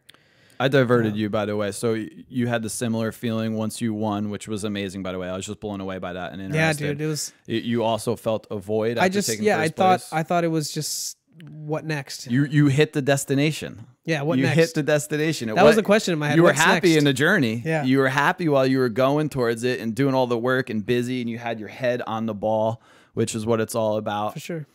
Yeah. And so now is like I'm recalibrated, and to a lot of what I went through after that journey, and I started working and I actually started making a lot of money, and that's when I started to kind of recalibrate more and more about what is it that is still not fulfilling you. And that's where a lot of introspection comes in. It's like, okay, now you have money, now you've done what you wanted to do in life, but you still aren't satisfied. You're not fulfilled. So what is it that's causing that? And that's really where you have to break down to a very deep level where, I kind of went into like a deep, dark place after, doing a few more of these types of adventures where I saw it, okay, I do whatever the hell I feel like doing, really rebelled against like the complete disciplined life and saw that, I could really get away with it for the most part, but still wasn't fulfilled. So it's like, well, what the fuck? It's like neither of those things are giving you what you're looking for. But some subset, like you talked about fun, some subset of discipline with, you know, what you actually also want to do outside of a disciplined life, you have to do. Like one of my most profound realizations at like 11:50 at night one night when I was really down and depressed for months now and I couldn't really sleep more than 2 hours a night, I would be ready to go to bed even though I wasn't really sure if I would sleep for more than a few hours. And I realized that every single day that I spend in this state is a day that's wasted and gone forever and is never going to come back. And I'm just miserable. So what am I going to be like 10 years from now if I keep living like this? Something has to change. And that was enough for me to like just say, fuck it, I'm going to be a better person tomorrow. And started to, you know, just do the small things again, because it does start with the small things. But once you can do the small things, you catch momentum. And that's what happens with weightlifting and bodybuilding and working out, is that once you start getting small results, you feel like you can really take command of your system. But this is where you can also go off the rails and thinking you can really control life and the outcomes that are there, but you really can't. So you have to be humble, but you have to know that you're able to work very hard and get what you want. But there's always a cost. I agree. And, you know, it's funny. I was just thinking while you were telling me that how many, we really do have so many similarities in our individual life experiences so far, but this is kind of what I'm talking about in relation to education. It's like, why aren't we taught these kinds of things? That blows my mind too. When we go to school 100%. And we're kids, like as you become an adult, life becomes really complicated. Yeah, and dude, here's what you need to know. Here's some basic principles on how, because I mean, you can explain this, you can articulate on this, you can write this in a book. You know, here's some things you should know in order to live a healthy, balanced life. Like you know. Perhaps the school system thought that a healthy family would do that. And perhaps at one point in society, they thought wrong. That was what it was to be in a healthy And family. you know what? A healthy family does contribute to that. Yeah. To a certain extent. Not everybody has a healthy family. But, you know, if you break all those things down at the fundamental root, where did things start to go awry is where you have to kind of look to and see, even today in the way you and I are acting and our actions today, how much are we contributing to that collectively? Because if it's stupid to think that what you do and I do doesn't affect other people, even without our intentions. We're definitely all connected, and this is all very 100% synergistic. So if you choose to act poorly, and I mean, I'm a firm believer in energy being like the source of everything that we are. So if I firmly do believe that if you're giving off shitty energy to other people, that's going to, you know, really navigate in its way out and perpetuate out to other folks, and it may come back to you, and it will come back to you. What are your thoughts on karma? I don't have an objective truth to it. I don't have I only have an experience. Yeah, I have an experiential opinion on it. I genuinely know that if I do something where even I feel, I've always noticed, even when we do something wrong, deep inside we know that we're doing something wrong, and we still do it. And that's conscious. That's fine, but it's just that knowing that, I think you can very easily connect the dots when something bad happens to you to say, well, I did that one thing wrong and I was aware that I did it.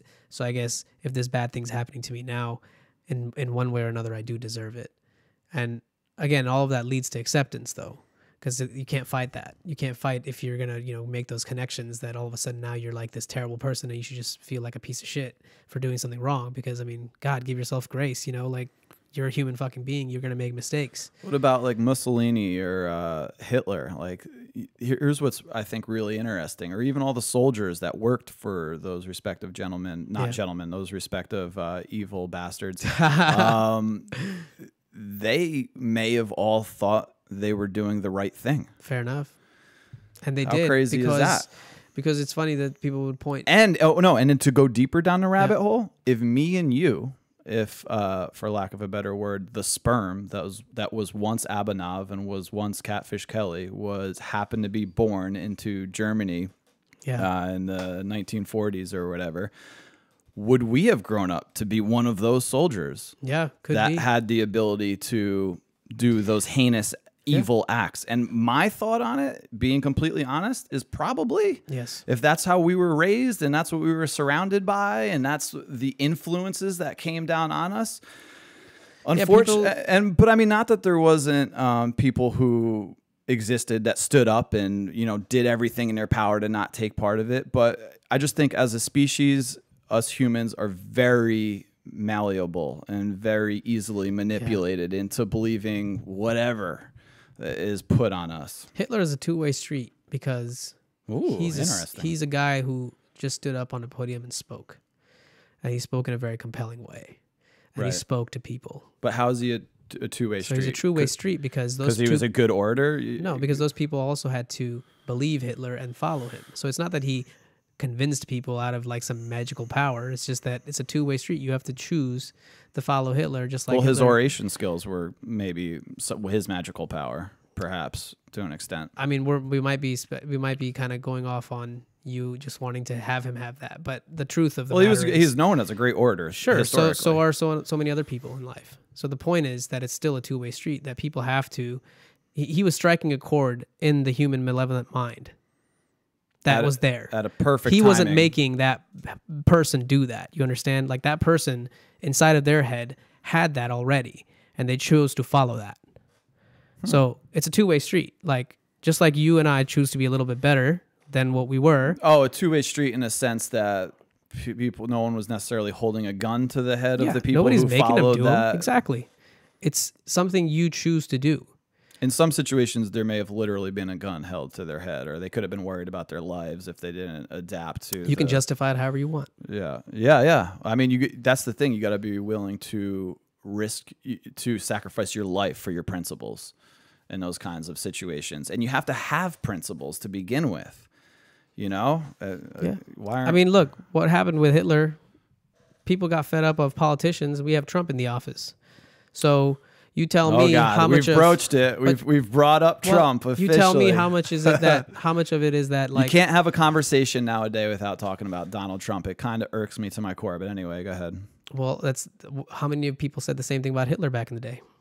Probably a lot. So how are you and I that much different, right? Going back to your point. So again, Trump speaks to a part of what people have in them intrinsically, and that's why they voted for him. Yeah, so it's a two-way street. Especially the middle of the country, yeah. So it's a two-way street. Like you have to choose. The choice is, this responsibility lies within individuals.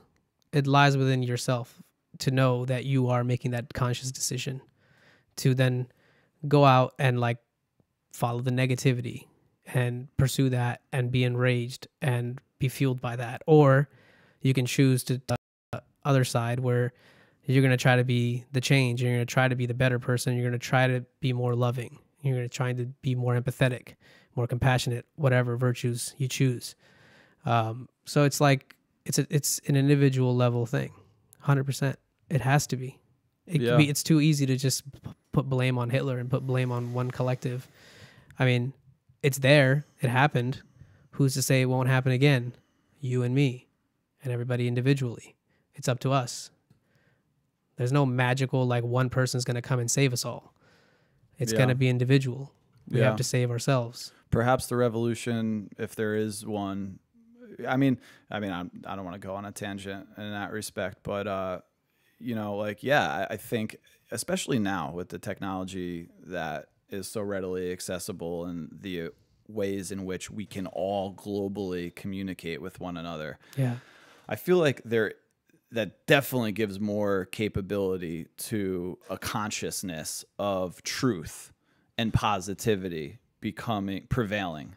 Yeah. Because it's like it has a fighting chance. It has a fighting chance. Yeah. If you grew up indoctrinated by some evil religion or some evil political ideology, and now, a lot of people don't, but if you do have access to a computer and you can just get more information, you can become a little more enlightened and jump on that bandwagon of the human beings that live in coastal regions, let's just say, and are, talking. I don't know. I really don't. I want to stay away from politics at all because I don't know. I don't know what's right.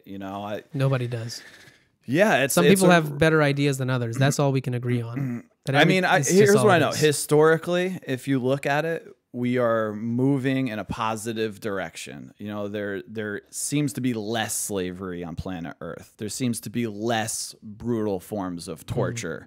There, so fair enough. Yeah, collectively, what we said this earlier in the podcast is this is the best time to be alive than any. You know, like this is what it is. You got to thank all the men and women that lived, suffered, and gave everything of their lives before you in order to give you this extremely cushioned life that you get to live every moment of every day. You got to give 1,000 thank yous to those men and women. I mean, if like you read a book about war or like, you know, the guys who fought in World War II, what life was like, I was never a part of you know, the American Army or Navy or Marines or anything like that. The sacrifice those men and women, you know, that life is really, really hard in many places of the globe. Yeah. You can talk to any Navy guy, any sailor who comes back and has been all over the world. He's like, dude, trust me, we have it really, really good here. Yeah. And us civilians, especially me, a white dude born in suburban America, just has no idea how hard life is. I grew up in India, so like I've seen that. You know, I've seen people live on streets and die on the streets. I've seen dead bodies on the side of the streets. Wow. You know, see, I've never in my life seen a dead body. I've seen people get in car accidents and literally just be dead on the street and on the side. That's crazy. You know, like, and the ambulance takes a long time to get there. So we've seen crazy shit. You know what? You just broached a subject that I'm kind of interested in. Like, okay, so let's say there's these people who are sleeping on silk sheets in Beverly Hills who are miserable and suicidal. Do you think, in your opinion, or just, you know, any human being who's living in Western culture that, you know, has a first world problem, you know, they're depressed, but on the greater spectrum of things, life, existence on planet Earth, you don't have to go far just down to Mexico to see how much harder people are living. Do you think it would be beneficial for a person who's suffering with that kind of existential crisis or depression to go and live potentially in, like, let's say a slum in India and just live with those people for a month? And, you know, rumor has it, I don't know, I'm not well traveled, I'm not a worldly guy, but rumor has it, and I hear it all the time, I read about it a good amount, that people who live in these destitute third world countries and areas and slums, a lot of them are actually really happy. Like, that's what people, Westerners are always blown away by. They're like, the people are laughing and smiling and like seem genuinely happy all the time. Like, yeah, no, I would agree with you. I think it would definitely help because it's a perspective game. Completely a perspective game. Everything. So is I a feel like shit because I'm a millionaire, but I'm not a billionaire. You know, and it's like maybe if you live in a slum and everyone you know lives in a slum and there's no like. But there's one caveat, one asterisk to that. Let me hear it. Lay it on me, Abhinav. Which is, you can't just make yourself feel great based off of people that are below you. I wasn't meaning. I know you weren't, but that's why I'm saying this is a caveat to that, because I agree with everything you said. I'm just adding this last part. You're almost adding to what I'm saying. Yes, I'm adding to what you're saying. Is that you can't, you know, survive based on just thinking that there's people below me who are suffering more, and for me to feel grateful about my life, well, those people also have to exist and suffer, because that's the only way I feel better about my life. So that's one thing you always have to like be cognizant of as well. And I think my remedy. However, some humans in positions of power make themselves feel better by shitting on other people. But go ahead. We all do. You and I do the same thing. Yeah, oh, absolutely. We just did it. We just did it by talking about people that don't have as much as we do. No, but I mean, like, in just like an interpersonal interaction, like sometimes like the relationship between a boss and an employee, like if they're having a bad day, or if like a parent is having a bad day and they come home and they just shit on their kids a little bit, it makes them feel a little better. You know what I mean? Authority, a little bit of power. Yeah. But I threw you off what you were going for there. Yeah, I think what I was going for is you have to recognize that underlying. This all goes back to strip away the story, and the underlying framework is that nobody knows what we're here for. No one even knows where we are. Yeah, we have a best guess with some of the science shit that we figured out. Like we've figured out that we're, I guess, floating through some shit of nothing, and we're spinning, and there's this thing that's really bright that comes up and down and around that keeps us really like nice and happy, especially in very Pacific bones. Beach. But fundamentally, you have to go down to that level to see that. Where are these weeds sprouting from, you know? And that is like the rich person who is having an existential crisis has ideas that are not suiting them. And the person who doesn't have as much has ideas that are suiting their existence. Maybe their values are different. Like people who live in slums. But what are values? Like a value might be like... No, like what is a value? It's an idea. Yeah.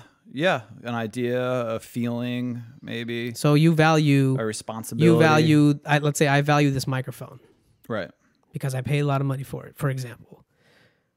Well, what is that? That's an idea. It's like, it's just an idea that I paid all this money for it, so I value it. Like, I mean, if this goes to shit, my life still moves on. I'm still here. Nothing really is going to shake up the whole world in that retrospect, and just that limited, strictly speaking, in this context. Right. So a value of any kind, like, oh, I worked today for feeding my children, it's just a story. It's a narrative. It's an idea that I'm working hard, so I have food to give my to my children. That's also, maybe it could be true, so it could be aligned with the truth, maybe, but all values are just ideas that we have. Some values are better ideas than others. Maybe some have more substance than others. So that's what I just said. Some ideas are better than others. That's exactly it. So it's like, how do you choose what, is better? I mean, maybe there's some people you can follow, like, the people that have written better books and shit like that. They've put out some values things that are going to be more rewarding. Yeah. There's also a big consensus out there that many of us, myself included, guilty, don't act on. In that if you go to do, I've done a little bit of volunteer work, but if you go to do a volunteer work, or you just go to help out another human being completely selflessly, Yeah. You're not doing it to get caught for doing it. You're not doing it to say, oh, I did it. You just really go and do that. There's an amazing thing that I think that happens when you do that, and that you feel good. So, I mean, to a certain extent, it is kind of selfish, but that might be a good value. Yeah, because it's reciprocal. It benefits both. Yes. Right? So, like, some ideas are clearly better than others. Like, we should, brush our teeth. Like, it's fucking disgusting walking around smelling like it's bad amazing. Breath. So it's amazing we get to keep our teeth. It's a really good, thing to maybe start with that. Maybe keep yourself clean, so that way you're surrounding yourself with better hygiene around people. Simple shit. But everything builds, stacks. You start to conquer little things, and all of a sudden you feel empowered to do something that's unknown and venture into something you haven't done before. And this is where it all begins, man. Like, that's it. I love it. I feel like we went pretty deep down the rabbit hole as far as philosophical views and health and wellness and how to be a good human being on a more topical note. Yes. What do you got going on today? It's a beautiful Sunday here in Pacific Beach, California. I haven't eaten today. So what are you craving? I don't know. Probably going to have a protein shake, to be honest with you. I'm trying to look better for the summer. But one thing you asked earlier, I asked you about, how you want to spend your time. The next aspiration of mine is to get a little bit healthier in shape.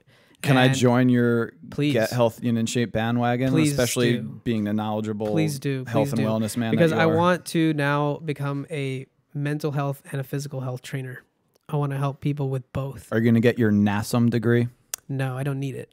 Good. F those degrees. That's another gripe of mine. Why do we have to pay money in order to become a hairdresser or become a masseuse or become a personal trainer? Everything's a big scam. I'm good. That's what FriendAfare is there for. No, I don't have any degrees. I don't have my NASM degree, but guess what? 500 people had me come give them a massage, and they say I'm amazing at it. So I don't want to pay your bullshit scam artist degree thing. Yeah. I have all these people backing me. Here's my rate. You can hire me on FriendAfare. Yeah. But with that said, though, I'm not going to stop learning new stuff, obviously. I'm going to keep improving myself. Why can't you be self-taught? Yeah. Why is that a crime? That's right. So I'm going to keep doing that, keep learning the newer things and improving myself. But this is a plea to anybody that would listen to this, is if you're struggling with figuring out, what to do, you've tried a few things, you've gone through courses, let's work one-on-one. Let me help you and show some structure. You need to have a balance. You need to have some physical activity in your life. You need to have some way of sitting and balancing out your mental thoughts, and you need to find how you can incorporate that in your life, because it's so valuable. Like, you can't go on and on and on doing the same thing that you've been doing and keep suffering. I promise you that if any money is involved, it'll be 100% refundable. That's just my marketing. You want to do plug. some burpees after the podcast? Hell yeah, dog. Let's go. We'll do some this. pull-ups and stuff. I'm going to pop my... Oh, shit. Let's go. Can't wait. Let's go. Anyway, listen, man, we've been at this for now an hour and 43 minutes. I've had an absolute pleasure. I had a blast. I cannot believe, by the way, it was an hour and 43 minutes. It's so funny that you initially, before coming here, thought this would be all scary and stuff. And I think after the first 20 minutes of this, you and I were just gelling. We were going. We kill it. I told you we were going to be great. This was great. I had a really good time, Billy, Kelly, whatever you want to go by. FriendAfare. Check it out. I need some app developers and some website people. You can email me at williampatrickkelly@gmail.com if you're interested in becoming my app developer. You have for 3 first names. FriendAfare. I do. I'm definitely going to be an assassin if I haven't already. Cool. All right, ladies and gentlemen, everybody have a good Sunday. We'll see you next time.